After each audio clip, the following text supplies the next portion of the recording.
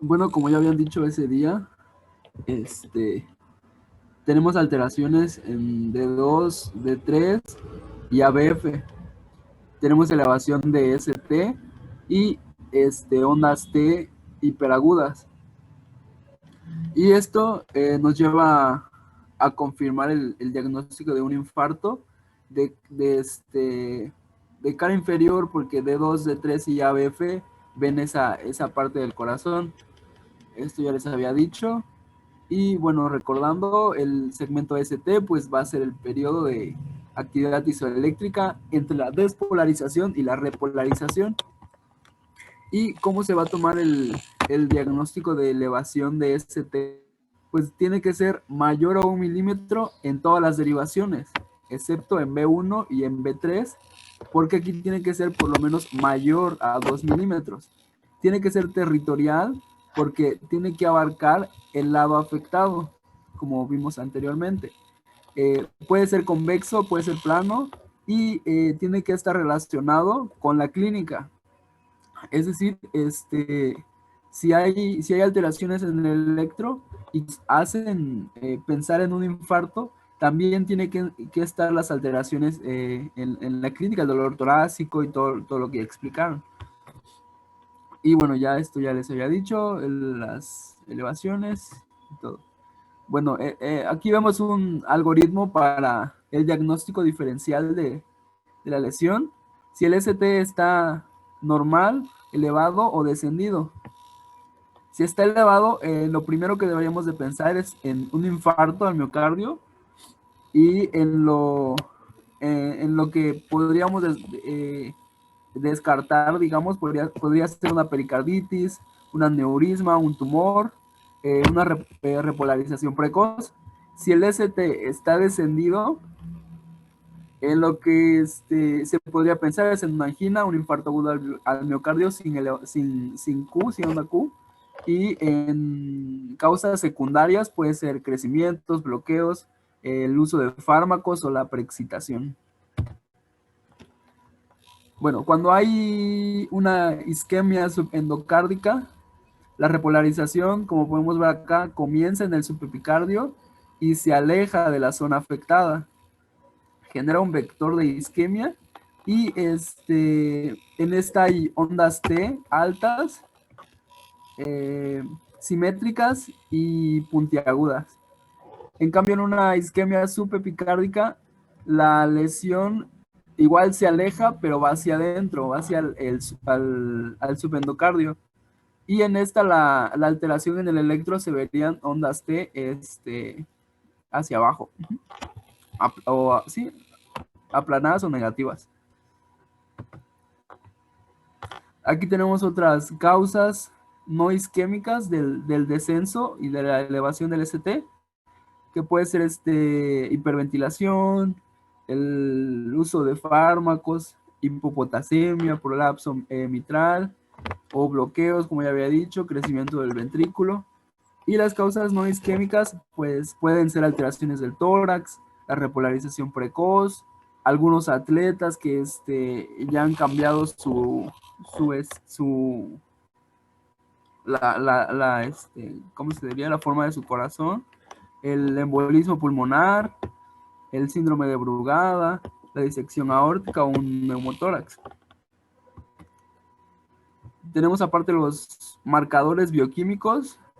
Dentro la elevación de estos va a ser útil para confirmar el diagnóstico en aquellos que tanto el electro como en la anamnesis pues no nos den respuestas claras. Sin embargo, el que estos estén negativos no quiere decir que vamos a descartar el diagnóstico, sino que hay que buscar otros métodos, ¿no? Tenemos la mioglobina, la troponina T y la CB. La mioglobina va a ser muy sensible, sin embargo va a estar muy poco tiempo. Se va a elevar, por lo menos, va a estar elevada por lo menos 4 a 8 horas y va a durar hasta 24 horas. Si es normal, tras 8 horas del dolor y el electro es normal, pues se va a descartar completamente el diagnóstico de necrosis.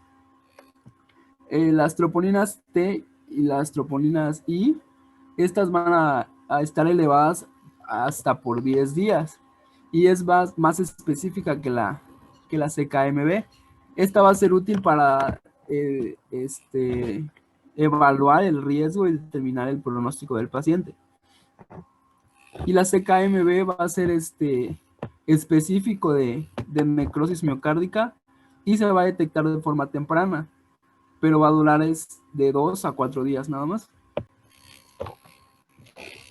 Y algunas pruebas complementarias que se pueden hacer, puede ser una radiografía de tórax, una ecografía cardíaca o una angiografía, las cuales van a ser cuando el diagnóstico no esté claro como tal. En estas pues se va a descartar otras patologías como un neumotórax en el caso de la radiografía. Y en la ecografía cardíaca pues se va a ver zonas dañadas tras el infarto y cómo esto va a afectar la función del corazón. Y bueno, eso sería todo. No, una vez hecho el diagnóstico de síndrome coronario agudo, ya sea angina del pecho inestable o infarto agudo de miocardio, el paciente debe permanecer hospitalizado y en reposo. Primero que nada, una vez que nos llega el paciente al hospital, pues hay que monitorizar al paciente en sala de choque. Una de las primeras cosas que debemos administrarle es oxígeno. El objetivo es saturar mayor del 90% en las primeras 6 horas y después de estas horas debemos evaluar si sigue siendo necesario el oxígeno. De ahí, pues bueno, vamos a intentar evitar que el dolor siga su curso, así que pues vamos a dar fármacos para evitar el dolor y la principal aquí sería la morfina. Encontré que en el dolor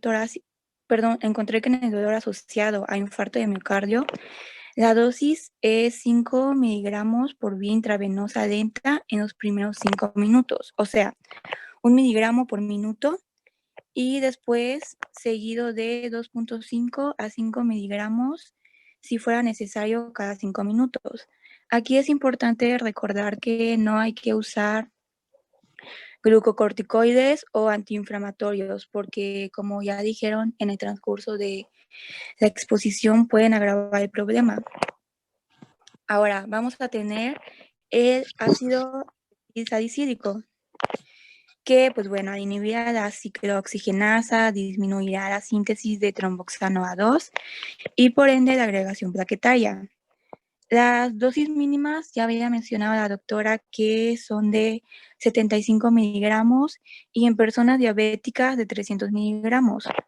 Dosis arriba de 325 miligramos no incrementan su eficacia, pero sí los efectos adversos como alteraciones gastrointestinales.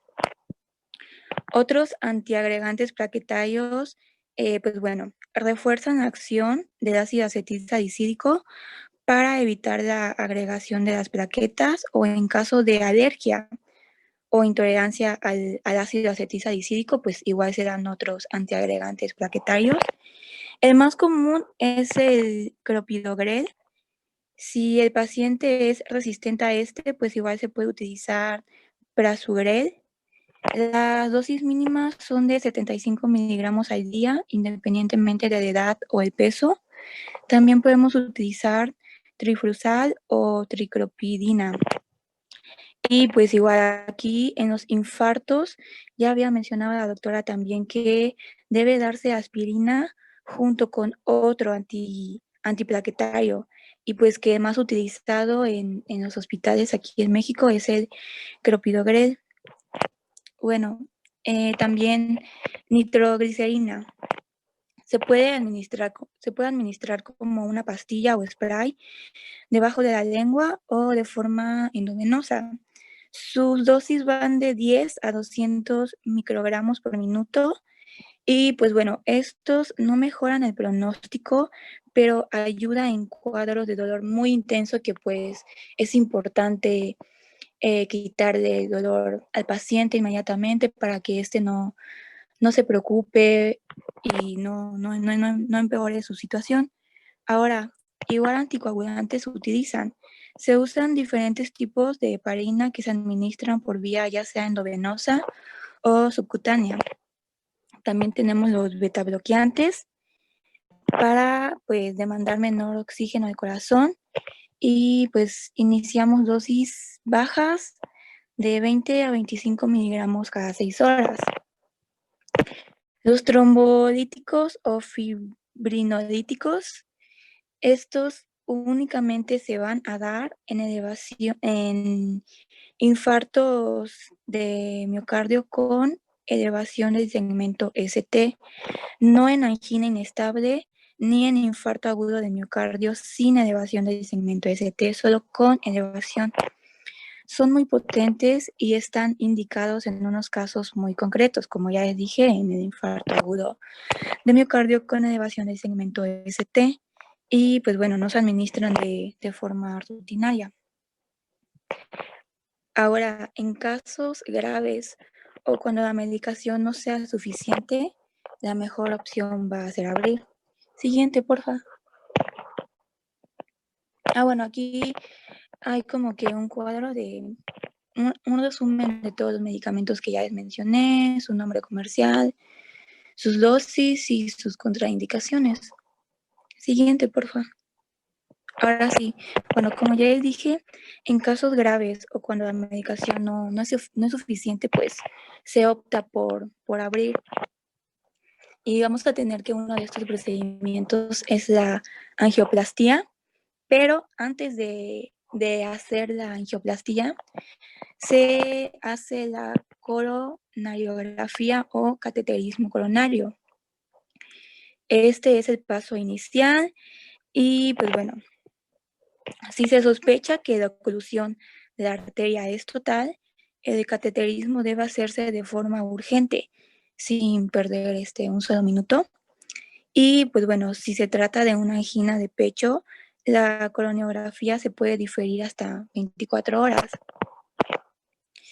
El paso inicial es para realizar una coronariografía. Consiste en pinchar una arteria, ya sea del brazo o de la ingle, bajo anestesia local. ¿Le puedes dar la siguiente, por favor, Alex? Gracias. Bueno, ya como les decía, el paso inicial es pinchar una arteria, ya sea del brazo o de la ingle, bajo anestesia local e introducir un catéter hasta las arterias coronarias.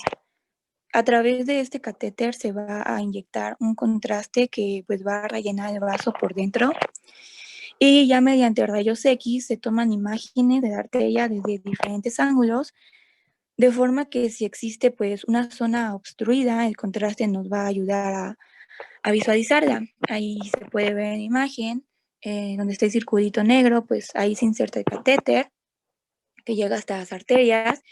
Pues bueno, se introduce el contraste y ya después la siguiente, por favor, Alex. Ahí está. Ahí se toma la radiografía y pues ya el contraste nos va a ayudar a ver cuál es la arteria que está ocluida. Siguiente, porfa.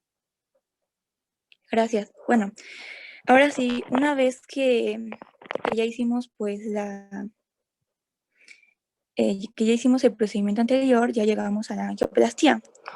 Con el mismo catéter que se ha introducido a través de la ingle o la muñeca del paciente, se va a pasar un pequeño balón para llegar hasta el sitio donde se encuentra la obstrucción y se hincha de aire, como podemos ver en la imagen B.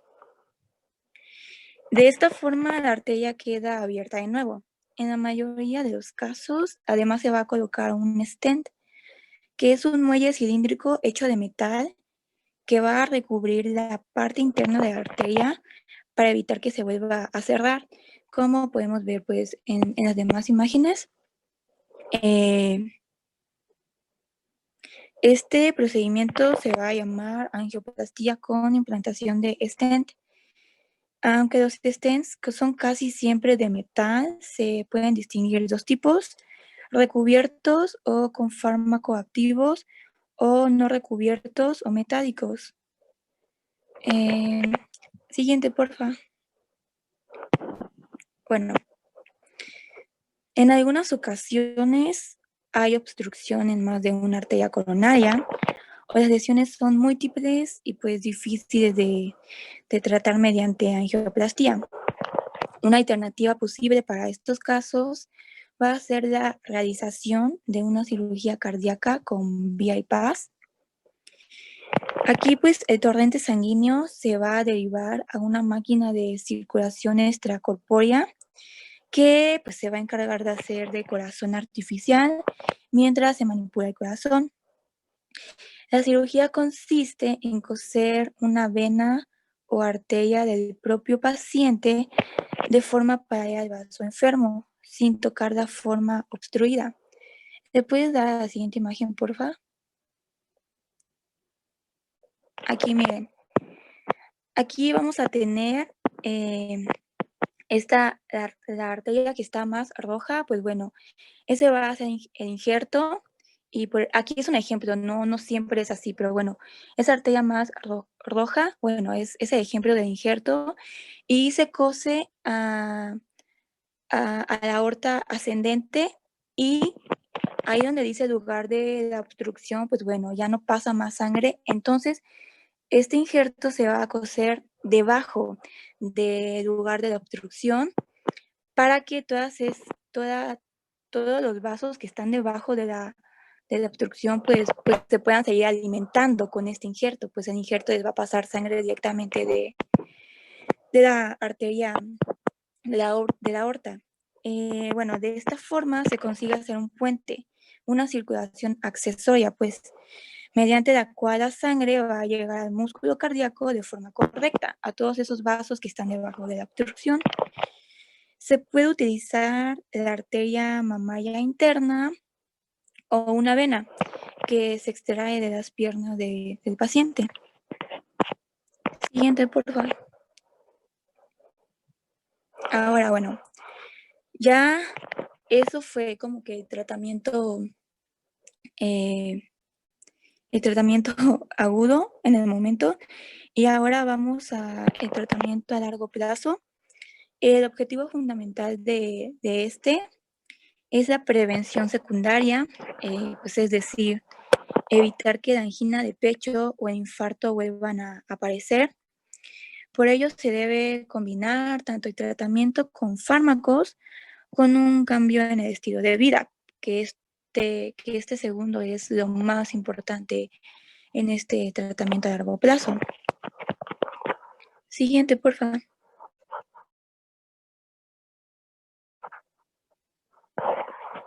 Ahora, vamos a comentar primero sobre la alimentación.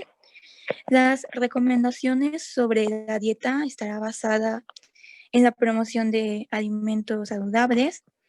La dieta debe ser variada. La ingesta calórica debe darse para evitar el sobrepeso y la obesidad. Se va a promover el consumo de frutas, verduras, legumbres, frutos secos, cereales y panes integrales y pescado, especialmente el azul. La grasa saturada se sustituirá por los alimentos pues ya mencionados antes y por grasas monoinsaturadas y poliinsaturadas de origen vegetal. La ingesta de sal debe reducirse a menos de 5 gramos al día, que vendría siendo como una cucharadita cafetera, evitando el consumo de sal de mesa, limitando la cantidad de sal en la cocina y utilizando alimentos sin sal, frescos y congelados. Muchos alimentos procesados como el pan tienen un alto contenido de sal, así que pues deben limitarse. Y también deben limitarse la ingesta de bebidas, especialmente refrescos y pues alimentos con azúcar añadido. Siguiente, por favor. Bueno, respecto al alcohol, a las personas que beben alcohol se debe recomendar el consumo con moderación, menos de 10 a 20 gramos al día a las mujeres y menos de 20 a 30 gramos al día a los varones.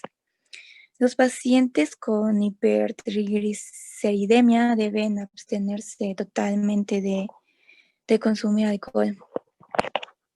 Respecto al ejercicio, se debe promover la actividad física. Las personas no activas deben realizar actividad física de 3 a 5 días a la semana por un periodo mínimo de 30 minutos cada vez. Se le puede aconsejar al paciente escoger una actividad que agrade, ya sea caminar, nadar, montar en bicicleta, etc. Y como ya habían mencionado al principio de la exposición, a los adultos mayores se les va a recomendar más que nada ejercicios para mejorar su equilibrio. Siguiente, por favor. Ahora, el tabaco. Aquí, pues ya la doctora había mencionado que este se debe prohibir totalmente. Pues bueno, se sabe que el efecto dañino del tabaquismo en la función endotelial, los procesos oxidativos, la función plaquetaria, la fibrinólisis, inflamación y la modificación de lípidos y la función vasomotora. Aquí todo eso que mencioné, se sabe que el tabaco pues afecta en esto y pues bueno, siguiente porfa. Ajá. Aquí tenemos una estrategia en 5 pasos para fomentar que el paciente abandone el tabaquismo, que va a ser preguntar. Vamos a preguntar sistemáticamente al paciente sobre su estado tabático. Va a ser también valorar. Vamos a valorar el grado de adicción del paciente y pues su disposición, la disposición que tiene a dejar de fumar. Aconsejar que aquí vamos a persuadir al paciente de que deje de fumar de inmediato, asistir. Vamos a acordar con el paciente una estrategia para abandonar el tabaquismo, incluida una fecha para que deje de fumar y vamos a proporcionar asesoramiento sobre la conducta y ayuda farmacológica. Y por último, vamos a organizar un plan de seguimiento con el paciente para ver sus progresos, etcétera. Ahora, pues ya aquí tenemos la hipertensión arterial, que pues bueno, ya hemos mencionado que el valor ideal de este es de menos de 130 sobre 80 miligramos de mercurio. Y respecto a la diabetes mellitus, pues bueno, el control estricto de la hipertensión y la dislipidemia van a reducir el riesgo de enfermedades cardiovasculares y hay evidencia concluyente de que un control glucémico adecuado va a reducir significativamente el riesgo de complicaciones diabéticas microvasculares como son la retinopatía, nefropatía y neuropatía. Siguiente, por favor. Bueno, también el sobrepeso es importante, es un factor importante porque pues se asocian con riesgo de muerte y pues aquí pues más que nada pedirle al paciente que una vez que empiece con los hábitos alimenticios que ya les mencioné antes, pues bueno, igual el sobrepeso pues irá mejorando y pues el índice de masa corporal es el que se utiliza en este caso, es el más utilizado y pues bueno, igual tenemos el estrés, que pues ya aquí pues pedir al paciente más que nada que sé que es difícil, pero pues bueno, hay que pedirse de todos modos que no se estrese tanto, que intente no sobrecargarse de trabajo o que utilice técnicas para liberar su estrés, ya sea meditación, ya sea hacer ejercicio, hacer cosas que le gustan, etcétera. Siguiente, por favor. Y pues bueno, en la población general, la promoción de salud para evitar esta enfermedad, pues bueno, se va a recomendar mantener peso ideal para la talla, practicar ejercicio regularmente y pues una dieta apropiada, baja en sal, rica en fibra, vegetales, frutas y vitaminas, baja en ácidos grasos saturados y azúcares refinados. Siguiente, porfa. Bueno, ahora vamos con el tratamiento farmacológico a largo plazo. Los pacientes que sufren cardiopatía isquémica deben tomar una combinación de fármacos con el objetivo de reducir el consumo de oxígeno del corazón, dilatar las arterias coronarias y pues evitar que se genere de nuevo la obstrucción. Vamos a tener los vasodilatadores, que pues el mejor ejemplo es la nitroglicerina. El paciente con cardiopatía isquémica debe llevar 1 o 2 comprimidos en el bolsillo. Si en algún momento aparece dolor en el pecho, debe cesar la actividad física de inmediato, sentarse y poner un comprimido debajo de la lengua. Si el dolor cede en 10 minutos, pues puede seguir su actividad y comentarlo con su médico habitual en la siguiente visita. Por el contrario, si el dolor no cede, pues debe administrarse un segundo comprimido. Si aún así el dolor persiste, pues ya debe llamar al servicio de emergencias médicas. También tenemos los betabloqueantes como bisoprolol, carvedilol, nebivolol, metoprolol, atenolol, etc. Van a disminuir la presión arterial y la frecuencia del corazón, por lo que este va a necesitar menos oxígeno para funcionar. También pueden reducir el riesgo de arritmias y se ha demostrado que pueden alargar la vida de los pacientes que han padecido un infarto. También tenemos los antiagregantes que pues ya mencionamos al principio, sobre todo el ácido acetilsalicílico, pero si los pacientes son alérgicos o intolerantes a este, pues tenemos otros, como igual ya habíamos mencionado, el clopidogrel, que es el más común, también el prasugrel, el trifluxal o triclopridina también. También tenemos a las estatinas, que son fármacos que reducen los niveles de colesterol en la sangre. Además, permiten estabilizar la placa de ateroma y evitar su rotura, así como reducir la inflamación de los vasos sanguíneos y evitar que se produzca infarto. Por este motivo, las estatinas están indicadas en la mayoría de los pacientes con cardiopatía isquémica, aunque sus niveles de colesterol sean bajos. Y tenemos también los antianginosos, que son los inhibidores del calcio, que van a relajar la musculatura de la arteria coronaria y atenuar el efecto de las obstrucciones y de los espasmos.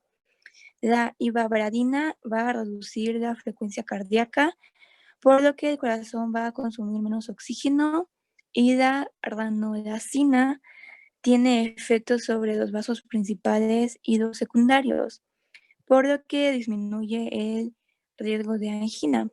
Este último, la ranolazina, es especialmente eficaz en los pacientes diabéticos. Y pues bueno, importante recordar que pues el tratamiento es individual para cada paciente, por lo que los fármacos y las dosis se tienen que adaptar según las necesidades de los pacientes y pues van a ser distintos. Y pues ya eso sería todo.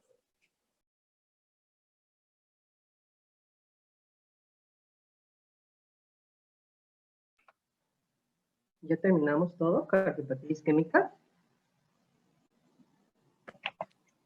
Sí, doctora. Okay. ¿Me pueden regresar a las diapositivas de Alex, por favor?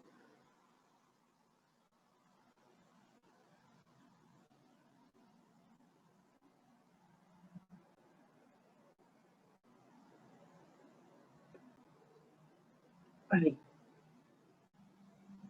Vamos a la siguiente, por favor.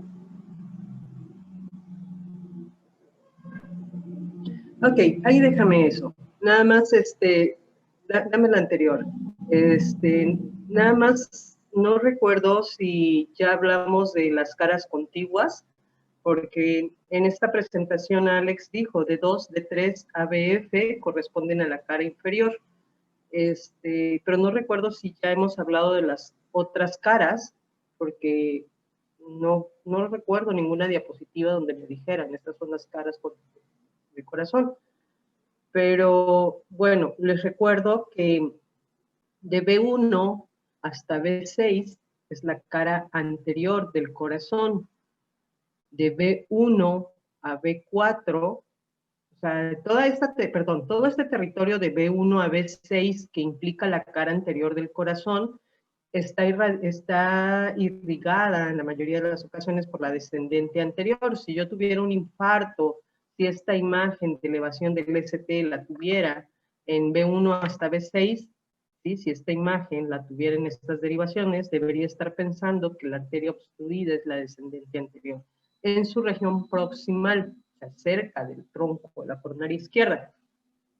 Cuando afecta en la elevación del ST-CV de B1 hasta B4, la región es anteroseptal y sigue siendo la descendente anterior, pero en un segmento medio.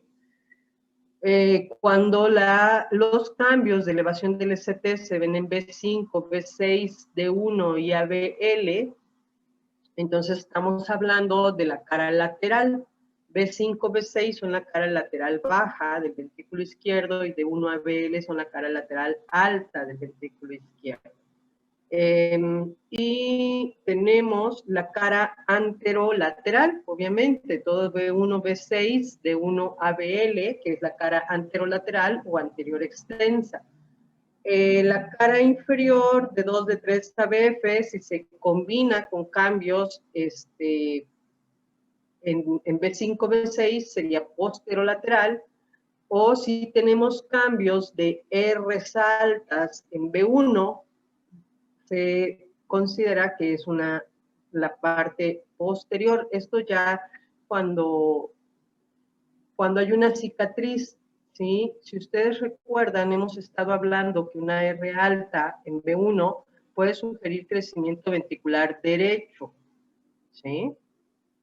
Pero esto también puede sugerir una necrosis, ya una cicatriz en la región posterior del corazón, sobre todo si correlacionara con una onda Q en la cara inferior, ¿sí? La mayoría de las veces la cara inferior se asocia con una necrosis posterior.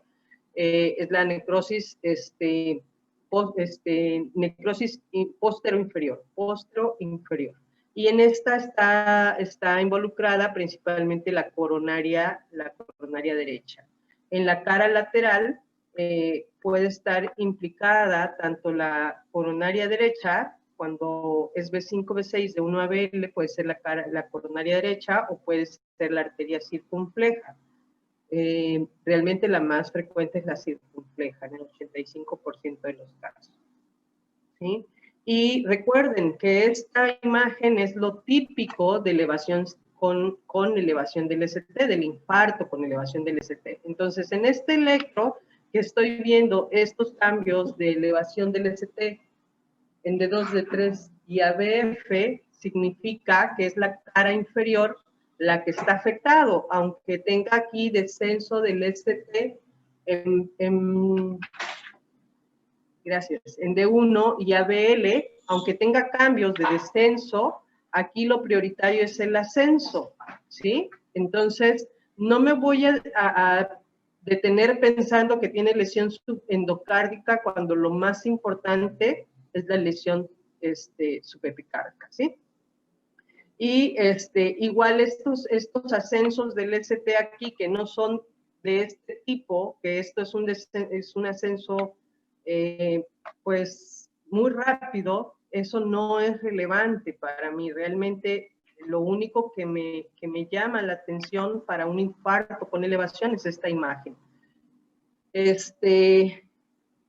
y se presentan imágenes en espejo. Por eso ven ustedes en la cara lateral un descenso, porque es una imagen en espejo de esta cara inferior. Es más, si yo tuviera en B1 a B6 un infarto, entonces en D2, D3 a BF, porque esta es la cara anterior, en la cara inferior estaría viendo una lesión subendocárdica como una imagen en espejo, ¿sí? Entonces, habíamos comentado que en evolución primero se da la isquemia con cambios en la onda T, y luego aparece la lesión y al final aparece la necrosis, ¿no? Donde una lesión subendocárdica parece ser menos grave que una lesión subepicárdica, ¿sí? Obviamente una lesión subepicárdica nos habla de más gravedad. ¿Me pasas la siguiente, por favor? No, la siguiente, ¿no? Ok, entonces, esto es muy importante porque hablan del punto J. La mayoría de las definiciones del ST van a hablar de lo que es el punto J, y el punto J es precisamente este punto donde se intersectan el QRS con el ST. Este tramo, esto es lo que realmente nos interesa. Si se eleva o si desciende, eso es lo relevante en la cardiopatía isquémica.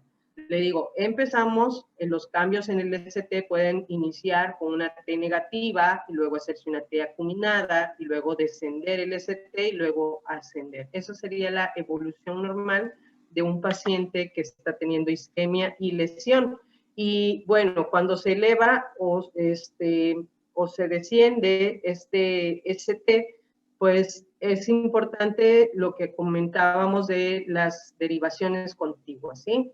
Dependiendo, si esto aparece en una sola derivación no tiene valor para mí. Si es constante en las derivaciones que les acabo de mencionar, entonces debemos pensar que es algo relevante. ¿Me pasas la siguiente, por favor?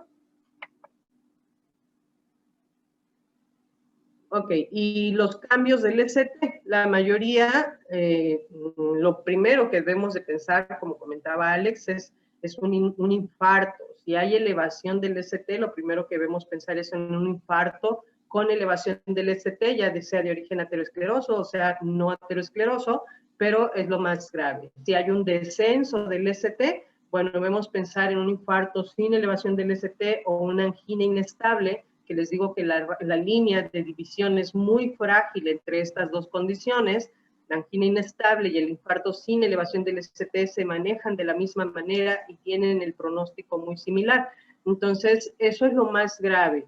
Hay otras condiciones que nos hacen cambios. Por ejemplo, en la pericarditis, la elevación del ST es en casi todas las derivaciones. Todo el electro tiene cambios de elevación del ST, pero es un ascenso rápido, como el que veíamos en B1, B2, en las primeras derivaciones. Y estos cambios del electro aparecen en las primeras 12 horas del cuadro clínico.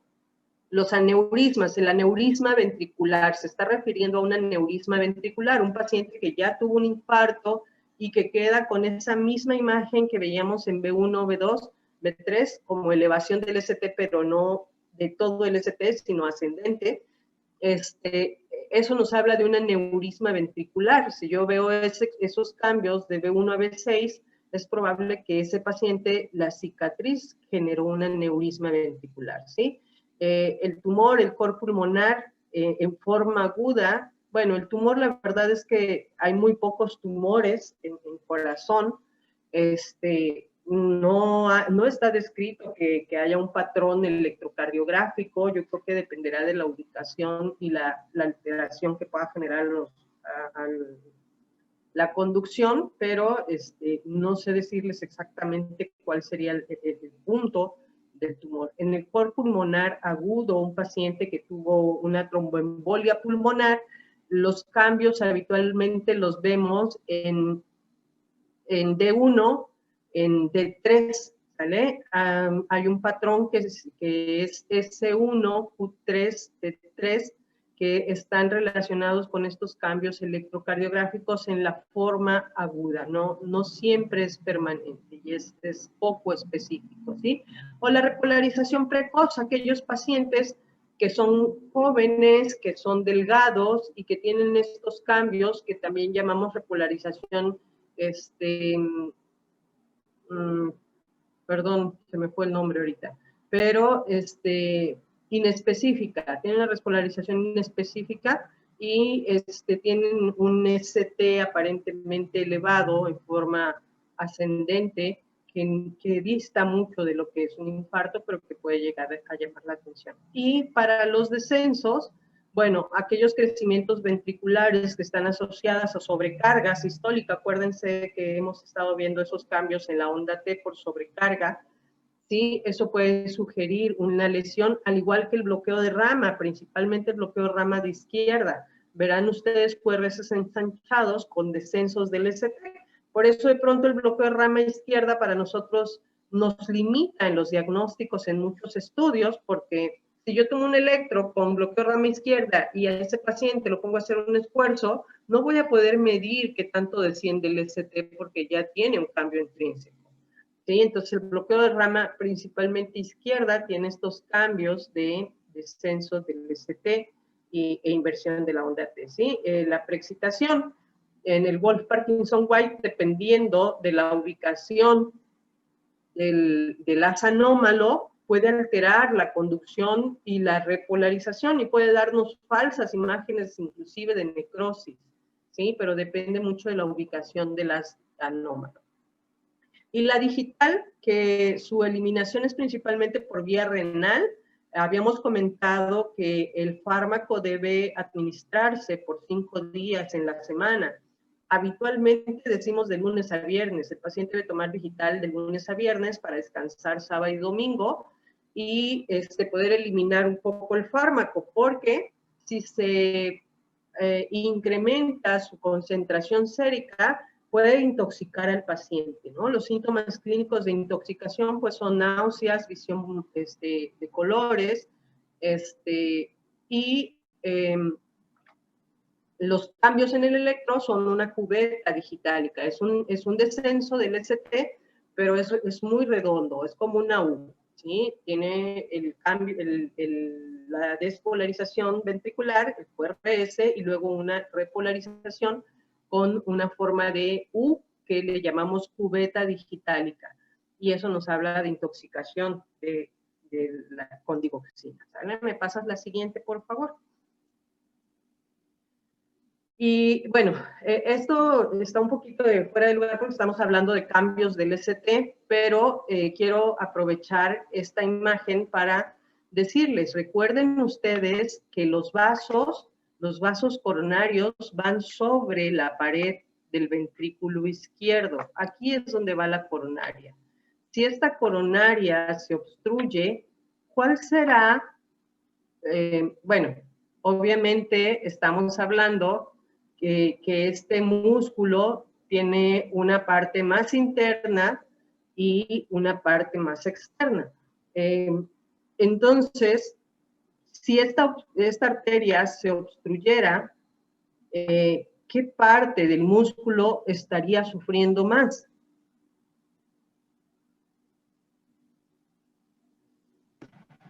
La parte más externa. El subendocardio.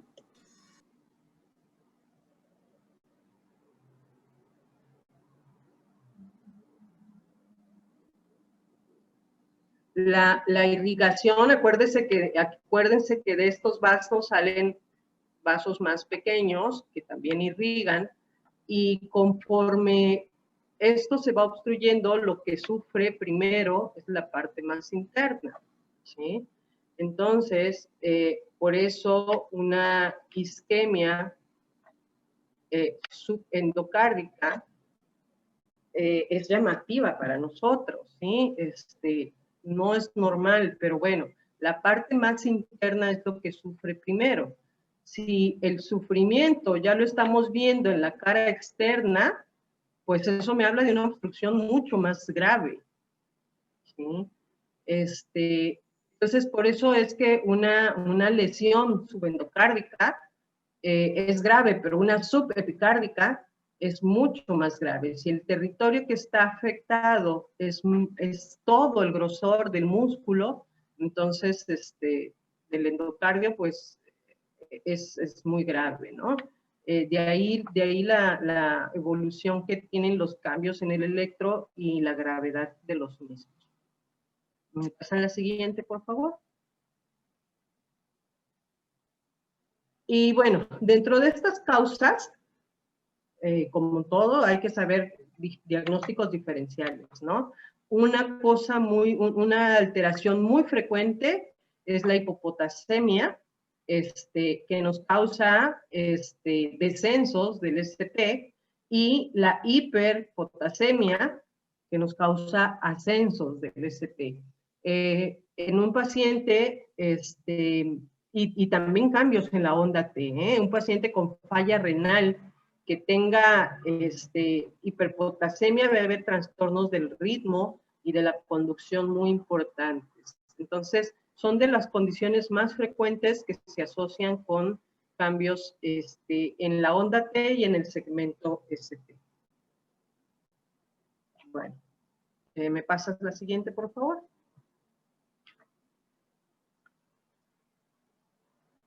Y de la curva enzimática, pues ya habían hablado. La angiografía, al final de cuentas, el diagnóstico, es el estándar de oro para el tratamiento, para el diagnóstico y tratamiento de los síndromes coronarios agudos. Pásame lo siguiente. Igual como lo comentó Paola, lo primero y lo más importante siempre será las modificaciones a los hábitos de vida. Este manejo está hablando ella, obviamente, en la fase aguda del hospital, pero ya lo habíamos comentado también en otras diapositivas. Cuando el paciente llega directamente a urgencias, lo ideal es el uso de morfina, el oxígeno suplementario en las primeras horas, y después solo si mantiene saturaciones abajo de 90. Las primeras 6 horas, pues sí hay que mantenerlos con oxígeno. Después de eso, solamente si continúa con saturaciones abajo de 90. Es decir, un paciente que se hospitaliza por un síndrome coronario agudo y a los 2 días sigue con oxígeno es innecesario, a menos que su saturación sea baja, ¿no? Los nitratos y los antiagregantes plaquetarios. En los síndromes coronarios agudos, los antiagregantes plaquetarios obligadamente son dos, ¿sí? No es de que si es alérgico le agrego el otro, no. Aquí obligadamente, y sobre todo el paciente con miras a un procedimiento de cateterismo, debe llevar la doble antiagregación plaquetaria. Ya lo habíamos comentado, el más frecuente es clopidogrel, sin embargo también está prasugrel y está cagrelor, que son fármacos antiagregantes que han ido tomando un valor importante por el efecto que tenemos de resistencia al clopidogrel. Entonces, prasugrel es el segundo en la línea que se está volviendo de primera elección en pacientes con síndrome coronario agudo que serán sometidos a un procedimiento. Idealmente, estos fármacos se deben dar en cuanto el paciente ingresa. Acuérdense que en los pacientes con síndrome coronario agudo el tiempo es muy importante. Cuando el paciente llega a la sala de urgencias, tenemos por lo menos 10 minutos para interrogarlos y definir. Y tenemos en esos mismos 10 minutos otros minutos más para la toma de un electrocardiograma, y en esos primeros 15 minutos determinar si ese paciente trae un síndrome coronario agudo o no. Después de eso, después de que definimos, ya tomamos interrogatorio, ya tomamos electro, ya tomamos enzimas, lo ideal es definir si este paciente tendrá acceso a una sala de hemodinamia o tendrá que ser trombolizado. Igual, de la misma manera, Paola ya les hizo énfasis. La trombolisis solamente es para pacientes con infarto con elevación del ST. Solo con elevación del ST se pueden trombolizar. Los trombolíticos más comunes, bueno, desde los lugares más pobres donde solo hay streptocinasa, hasta tener un alteplase, un tecneteplase, como los trombolíticos más efectivos y más nuevos, ¿sí? Tenemos estos trombolíticos que nos hacen una ayuda, que son realmente una ayuda en las primeras horas del paciente. Es decir, si yo tengo a mi paciente en un lugar que no tiene una sala de hemodinamia, pero tengo un trombolítico, lo ideal es trombolizarlo, en lo que yo busco la manera de trasladarlo a un tercer nivel donde pueda ser cateterizado. ¿Por qué? Porque tengo que ganarle tiempo al músculo, tengo que hacer que ese músculo no pase muchas horas sin perfusión, porque mientras más tiempo pase obstruido el flujo, pues más lento va a ser, más daño al músculo cardíaco va a existir, ¿sí? Aquí el tiempo es músculo. Idealmente, en los centros de tercer nivel, donde el paciente llega a través de este código infarto y se puede cateterizar, lo ideal es que entre la llegada del paciente y el tiempo en que está cruzando la puerta de la sala de hemodinamia pasen 90 minutos. 90 minutos entre la puerta y el balón, ¿sí? O sea, desde que el paciente llegó al hospital y entra a la sala de hemodinamia. Realmente eso es algo muy difícil. Eso es lo ideal, eso es lo que los otros países dicen que deberíamos hacer y que aún en México nuestro conflicto es el retraso que el paciente sufre porque está esperando que se le pase, porque no hay un familiar que lo lleve, porque tiene miedo de ir al hospital. Entonces, ese es un problema, el tiempo de retraso por decisión del paciente. Y luego, cuando llega al hospital y se retrasa otro tiempo porque el vigilante no lo deja entrar, porque la enfermera no está en su área, porque el médico salió, porque 1000 cosas, entonces a veces el tiempo promedio de atención en algunos hospitales llega a ser hasta de 7 horas, ¿vale? Y eso, obviamente, 7 horas de pérdida nos van a retrasar mucho la repercusión y los beneficios que podamos obtener de ellos. Entonces, estos pacientes en el momento agudo, lo ideal es ponerles antiagregantes, anticoagulantes, como puede ser la enoxaparina. La enoxaparina, ya les había comentado, es un fármaco obligado, junto con la aspirina y el clopidogrel o el prasugrel. La aspirina y el prasugrel debe manejar enoxaparina a dosis de 1 miligramo por kilo cada 12 horas en dosis subcutánea, ¿sí? 1 miligramo por kilo de peso subcutáneo cada 12 horas. Esa es la dosis óptima de la enoxaparina y debemos manejar betabloqueadores, como cualquiera de estos, nebivolol, metoprolol, atenolol, a dosis bajas. Empecemos porque estos son vía oral y no sabemos cómo va a responder nuestro paciente, sobre todo cuando el infarto es inferior y pueden tener bloqueos auriculoventriculares. Recordemos que la coronaria derecha irriga el nodo auriculoventricular y entonces pueden tener bloqueos auriculoventriculares favorecidos por el beta bloqueador. Entonces, debemos iniciar con dosis bajas de beta bloqueador vía oral y debemos manejar nitratos también para reducir el dolor y reducir la frecuencia cardíaca con esto. Y podemos utilizar otros tipos de fármacos, como es el abscisimmab, para tratar de destruir estos trombos, ¿no? En ciertos pacientes, o bien el anticoagulante. Y después de eso, intentar canalizarlo a una sala de hemodinamia si es factible. ¿Me pasas la siguiente? Lo ideal sería que todo paciente llegara a un hospital que tiene una sala de hemodinamia, ¿no? Pero bueno, no todos tienen esta condición. Entonces, si el paciente llega con un infarto, con elevación del ST, pues debe ser cateterizado en ese momento. Si el infarto llega con una angina inestable de alto riesgo o un infarto sin elevación del ST, bueno, la condición puede llegar a diferirse hasta 24 horas, sobre todo por la falta de la sala de hemodinamia muchas veces, ¿no? Pero no debe, acuérdense que estos deben cateterizarse, no deben trombolizarse. ¿Me pasas la siguiente, por favor? Y bueno, el cateterismo es en una sala de rayos X, es una serie de imágenes, como un video, implica una radiación importante para el médico y para el paciente, pero el objetivo es que esta placa de grasa de ateroma no desaparece. Cuando uno pasa a un catéter y se insufla desde fuera, se infla este globo y la grasa simplemente se redistribuye a lo largo de la arteria. Obviamente eso va a ser un estrés, un trauma al vaso y puede llegar a romperse esta placa y puede obstruirse. Estamos agrediendo al endotelio al final de cuentas. Entonces se les pone un dispositivo metálico que son los stents, que estos pueden estar recubiertos de fármacos o pueden ser solo metal, y que el objetivo es que conforme pasa el tiempo, el endotelio lo vaya recubriendo, este metal no quede expuesto todo el tiempo.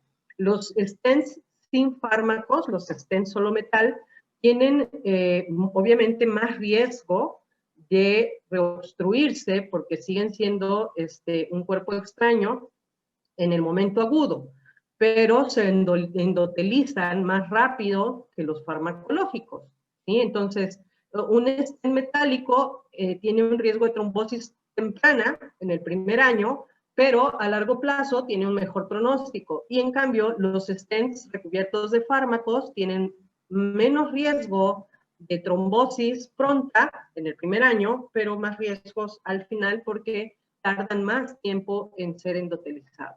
Entonces, estos stents no significa que ya no se van a tapar las arterias. Al final de cuentas, al igual que el endotelio natural, se pueden volver a tapar. ¿Me pasas la siguiente, por favor? Y cuando no es posible colocar tantos stents, porque a veces la anatomía de la arteria es una enfermedad difusa que afecta a todo el vaso, pues existe otra opción como es la revascularización. Como lo comentó Paola, se toman vasos de las piernas, de los brazos, arterias. Lo ideal es tomar arterias que tienen una vida más prolongada, a diferencia de las venas. Pero bueno, de las venas se toman estos trozos de vena y se injertan desde la aorta hasta después de la lesión, como también lo comentó Paola, ¿no? Si la lesión está en esta bifurcación, pues obviamente el puente, el bypass, se va a colocar después de esa lesión. Y esto permite también una reperfusión, una técnica de reperfusión. Obviamente el problema es que esto es una cirugía de corazón que es mucho más complicada y el riesgo es mayor. Bueno, lo voy a dejar aquí porque ya son las 8. Mañana estaremos viendo 2 o 3 casos clínicos, por favor, sobre cardiopatía isquémica, y espero el miércoles empecemos con lo que es valvulopatías. ¿Vale? Saludos. Gracias. Sí, está bien, doctora. Buen día, gracias.